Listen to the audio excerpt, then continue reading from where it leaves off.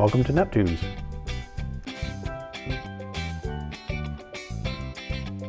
Well, we have a selection of stuff behind you that we can take a look at. We can see if we've got your sizes over there. If we don't have something that you really want, we can always order it online for you. All right, so we've got our Scuba Pro fins. This is a nice, pretty pink one, popular with the ladies. This is the Go Sport. It's an entry-level fin, but it's really nice. It's got good flexibility to it. It also has these stabilizers on it too to help you channel the water and keep going forward in a straight line. If you don't like the black color, Scuba Pro makes these interchangeable, so you can get different colors to match or complement your fins.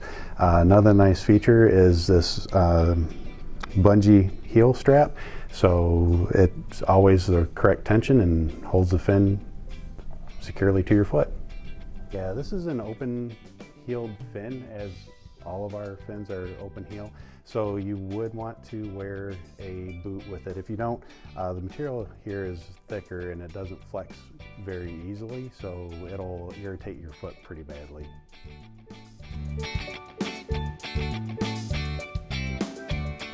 So here we've got a Scuba Pro Trinidad 3 mask. This is a very nice mask.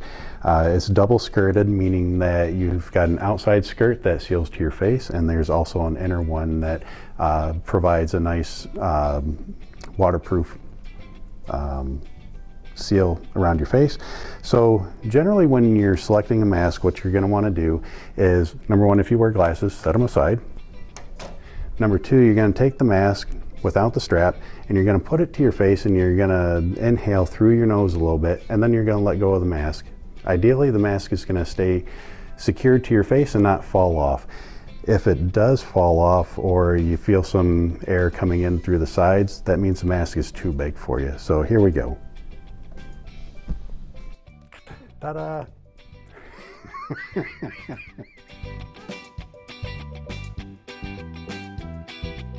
Okay, over here we have our BCs. These are our buoyancy compensator devices, and what they do is they help us maintain neutral buoyancy in the water column. So as we're going down, eventually we're going to want to stop going down at a certain depth, so we add a little bit of air into this thing and it gets us neutral. There's a few different styles. The one I'm holding here is a back inflate, so as you can see along the sides here where you would have it on your body, there's just the strap. There is another style here, and it's a vest style, and it wraps around, so when you inflate, you get your back, but you also get a little bit on your sides as well, whereas with the back inflate, it's only on the back. So all of our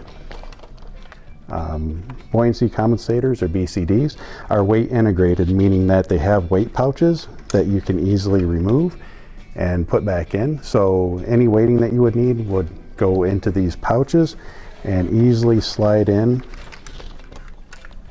and secure. Previously, if you didn't or don't have a weight integrated BC, you would need to wear a weight belt to provide the same functionality. So this is more about convenience and comfort, because as you go down into the water column, things compress and weight belts loosen up, and you know, us guys with no hips, weight belts usually end up down hanging on our fins, and it's pretty inconvenient to get it back up. So this is just a lot more comfortable, a lot more convenient. So BCs. Over here we have our wetsuits. We have our Cressy Outer Flex. These are 5mm wetsuits. Wetsuits come in different thicknesses, so what you'll want to take into account is the temperature of the water that you're diving. The warmer the water, the less thickness that you need. So wetsuits basically work of an insulation principle. Wetsuits are typically made out of neoprene, and that means they're porous and they let water in and out, and where the insulation comes from is the thickness. So warm water like tropics, maybe just a rash guard or a 1.5 mil.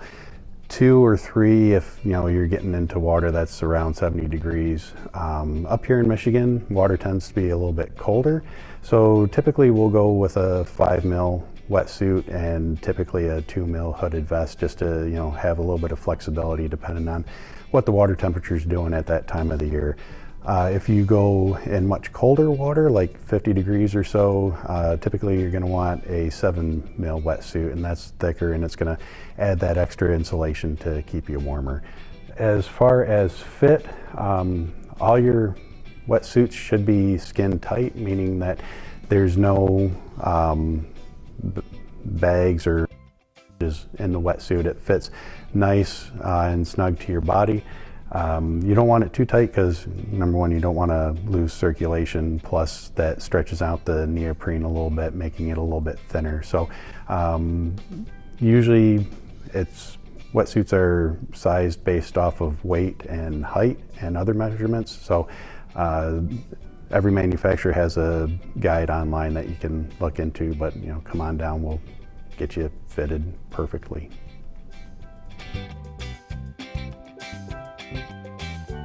Over here we have our regulators. We have a few different types on display, but we can pretty much get whatever you need, something that's going to fit your budget and your style of diving. So regulators come in a couple different configurations. So let's start with the first stage. So the first stage hooks directly to your scuba cylinder, and it takes the pressure from your cylinder and drops it down into a workable pressure of about 130 psi from the 500 to 3000 psi that's in your tank. They come in environmentally sealed, meaning that no water from the outside gets into this thing, and they also come in a piston type, which does allow some water to get in there. The reason that's important is with the piston style, you just got to make sure that you clean it properly after you do an ocean dive to rinse out all those salt deposits. Also, you'd want to take it to your local dive shop to get serviced if you're going from saltwater back to freshwater. Moving on, we have our second stage regulator. The second stage regulator takes that 130 psi, 150 psi down to something that we can actually breathe. So it's more along the lines of like 10 to 15 psi that you're breathing in. So the first stage regulators, this is what we're breathing through. As we exhale, bubbles come out the side, so this is what we call an open circuit system, meaning that we breathe out of the tank and exhale out into the environment, nothing comes back around. So over here we've got our computers and gauges. So we have a couple different styles. We'll start out with the gauges themselves. These hook directly to the tank and through the first stage of your regulator, and it's just an analog console where you can read the pressure of the tank. Typically we also want to have a depth gauge on there as well, so that shows us how deep in the water column we are, because all diving is based off of depth and time to be safe. Stepping up, we do have air integrated computers as well, meaning that there's a hose coming from the first stage regulator into a computer console, and that's calculating your air consumption. It's telling you how much longer you can stay down at the current depth, and a few other things.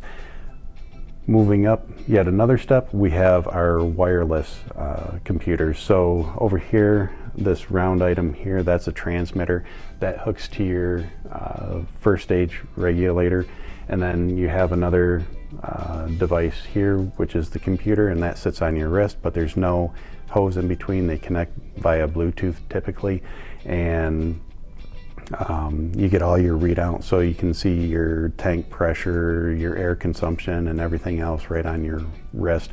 And the nice thing about that is you have one less hose running around your body that could get snagged on something while you're underwater.